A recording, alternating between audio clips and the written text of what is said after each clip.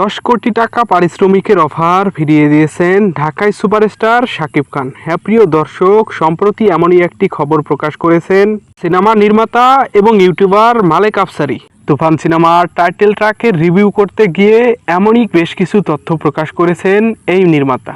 প্রিয় দর্শক, কি বলছেন মালেক আফসারী এ বিষয়ে বিস্তারিত জানতে একটি মুহূর্ত না টেনে পুরো ভিডিওটি দেখে সাথেই থাকুন। সদ্য মুক্তি পাওয়া তুফান সিনেমার টাইটেল ট্র্যাকের রিভিউ করেছেন দেশ বিদেশের অনেক ইউটিউবার। তাদের মধ্যে সিনেমা নির্মাতা এবং ইউটিউবার মালেক আফসারী একজন।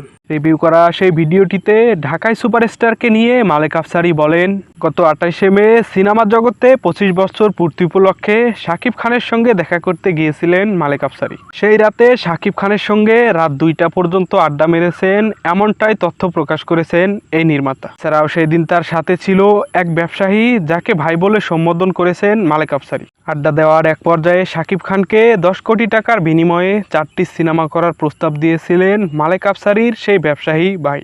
কিন্তু শাকিব খান 4টি সিনেমা করতে রাজি হয়নি, ইশারায় বুঝিয়েছিলেন একটি সিনেমা করতে চান তিনি। রিভিউর সেই ভিডিওতে এমন তথ্যই প্রকাশ করেছেন মালেক আফসারী। তবে শেষমেশ একটি সিনেমা করবেন কিনা সে বিষয়ে সন্দেহ আছে বলে জানিয়েছেন মালেক আফসারী। এছাড়াও মালেক আফসারী শাকিব খানকে টাকার ব্যাংকের সাথে তুলনা করেছেন, যেখানে টাকা রাখলে বা বিনিয়োগ করলে কিছুদিনের মধ্যেই মুনাফা আসা শুরু করবে। আসন্ন কুরবানির ঈদে শাকিব খান অভিনীত তুফান সিনেমাটি আসছে, যা নিয়ে হাজারো দর্শক এবং ভক্তদের মধ্যে প্রচুর আগ্রহ রয়েছে। শুধু ভক্ত দর্শক নয়, হল মালিকদের মধ্যে শুরু হয়ে গেছে প্রতিযোগিতা কে আগে সিনেমা নেবে।